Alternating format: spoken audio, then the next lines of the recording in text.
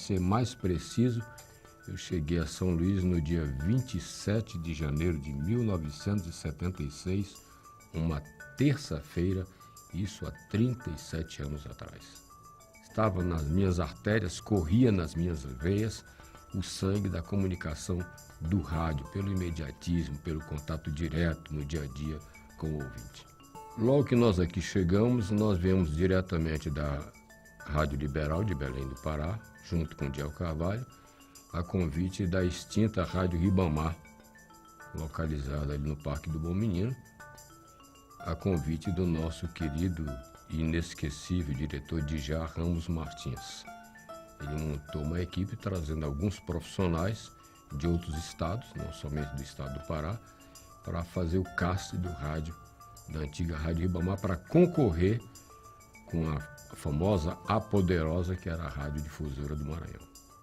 O nosso programa sempre nós nos pautamos tentando um entretenimento, uma interação direta com os ouvintes.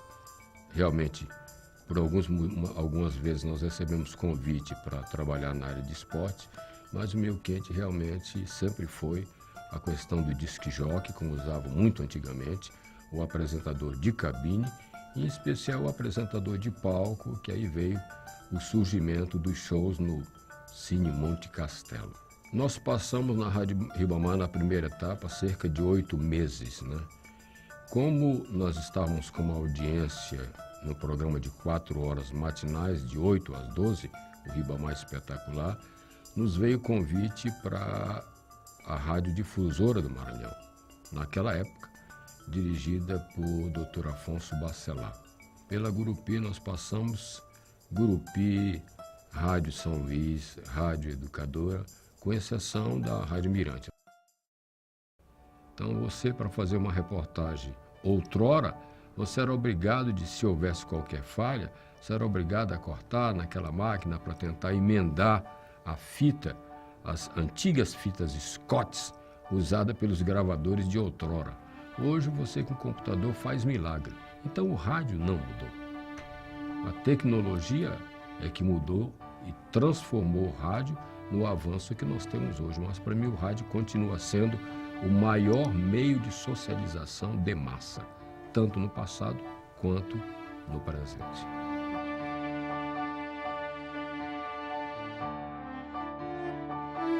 Em 1976, logo após o sucesso da audiência na Rádio Ribamar, a Escola de Cegos do Maranhão, ICEMA, estava fazendo um show com o cantor, na época, chamado Maurício Reis, que tinha um grande sucesso, que lembramos, aqueles de outrora, Verônica, né? E o show era um show beneficente. E a Escola de Cegos começou a procurar, dentre os profissionais do rádio, alguém que quisesse ser o apresentador, mas a turma queria o cachê. Não queria ir somente porque era um show que iam vender ingressos e a Escola de Cegos estava em dificuldade para ter o apresentador. Procuraram e, evidentemente, não conseguiram encontrar alguém que talvez não procuraram suficientemente bem e vieram me convidar. E eu nunca havia subido no palco.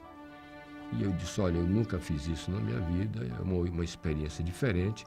Animador de estúdio é uma coisa, animador de palco, diante do público, é diferente. E eu lhe confesso que foi uma experiência que ali foi o grande clique da minha vida.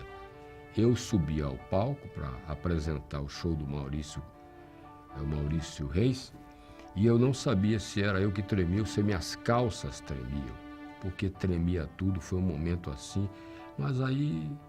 Naquele instante, acendeu a luzinha, a lampadinha, e foi o grande clique para o salto para o apresentador de palco, Frank Matos.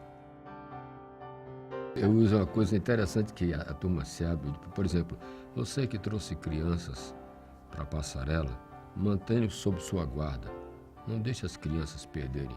Se você não pode mantê-las sob sua guarda, amarre-a ao cós da sua calça. Se a calça estiver caindo, é sinal que a criança está fugindo. E na passarela do samba, nós iniciamos exatamente em 1982 a apresentação como locutor oficial da passarela, né? Por lá, evidentemente, haviam passado grandes nomes do rádio maranhense como apresentador oficial. O rádio está entrando numa linha que eu diria que seria uma água divisória entre o jornalismo e o rádio que se fazia outrora. Você vê que todas as emissoras de rádio hoje, os horários nobres todos são usados quase que sem exceção para o jornalismo. O que eu acho, que eu sinto que realmente está faltando é oportunizar aos nossos artistas, os nossos talentos, o nosso pessoal, uma chance de mostrar aquilo que eles realmente têm e que devem mostrar. E que na emissora AM, amplitude modulada, quase não há espaço para isso. O profissional pode ser da melhor estirpe, da melhor qualidade profissional. Ele às vezes sofre em detrimento a uma cobrança de uma taxa para alguém que não teria a menor condição de estar no microfone. Infelizmente, os meus companheiros de emissora, me perdoem a sinceridade e a franqueza, mas por uma questão de ética jamais eu irei citar, mas há exemplo de grandes profissionais que estão encostados porque não têm condições de pagar o arrendamento que às vezes é exigido pelas emissoras de rádio. A nível de cabine, nós sempre usamos uma locução vibrante, sempre muito positiva, usando inclusive muitos pensamentos positivos para tentar com isso influenciar o rádio ouvinte a se ligar um pouco mais, né? Sem grito no rádio, sem alardes, mas conduzindo o programa de tal forma que venha atender exatamente aquilo que o ouvinte se propõe e deseja ouvir. Ou uma boa música, ou uma boa conversa, uma boa dicção, isso é importantíssimo no rádio. Vocês colocar bem a voz, colocar bem as mensagens no momento exato. Então eu acredito que para a cabine isso é indispensável. Mesmo o programa sendo produzido, eu tentava passar para o rádio ouvinte a ideia de que não tinha nada escrito, era descontraído.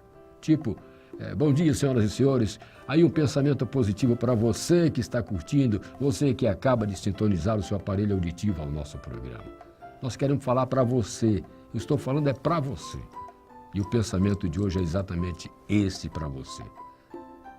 Quanto maior for a escuridão da noite, é sinal que o dia está para raiar. Acredite, tenha esperança, você vai vencer. Mas olha, vem um sucesso que você vai curtir. Vem aí o Amado Batista para você. Quem não gosta? O Amado Batista vai para o Joãozinho e aí vai. E assim, dessa forma, a gente, descontraídamente, a gente ia levando o programa.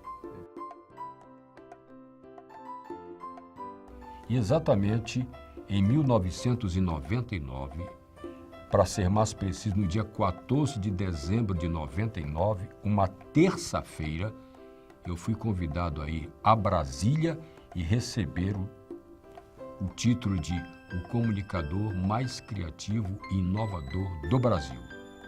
Desta feita, eu me encontrava na Rádio Capital como comunicador. Para mim, apesar de todo o avanço tecnológico hoje de internet, de Facebook, mas para mim o rádio ainda é o maior meio de socialização de massa. O rádio chega aonde alguns veículos não conseguem chegar. Vou lhe citar um exemplo que me marcou muito. Certa feita eu estava no interior de Viana, no interior do interior de Viana, numa fazenda. E lá o cidadão estava arando o campo, naquele sistema bem rudimentar, que era puxado a um animal, e ele aqui atrás. Sabe onde estava o rádio, a pilha? Exatamente no chifre do boi, ligado numa emissora de rádio. A maior alegria que o rádio me proporcionou, primeiro foi possibilitar o povo do Maranhão, especialmente o povo rádio ouvinte, aqueles que realmente me acompanham todos esses anos, 37 anos, de abrir os braços e me receber como um filho da terra. Eu diria que eu sou por profissão, radialista. Agora, por convicção, realmente professor, né? Eu simplesmente um homem, né? Que tenho pautado a minha vida voltado exatamente a bem do próximo, especialmente no que tange a levar, através do trabalho que nós desenvolvemos, a desenvoltura social, cultural e, acima de tudo, a espiritual. Uma das grandes coisas que eu acho que deve ser fundamental para o ser humano, muito embora a sua competência, a sua capacidade naquilo que você faz, é você ter humildade diante das suas atitudes. Isso é fundamental. E eu quero deixar aqui um pensamento de William Shakespeare, que ele diz o seguinte: não é digno de saborear o mel aqueles que fogem das colmeias com medo da picada das abelhas. Então, mesmo diante das adversidades, mesmo diante das dificuldades, se você se manter fiel, você chega aos seus objetivos.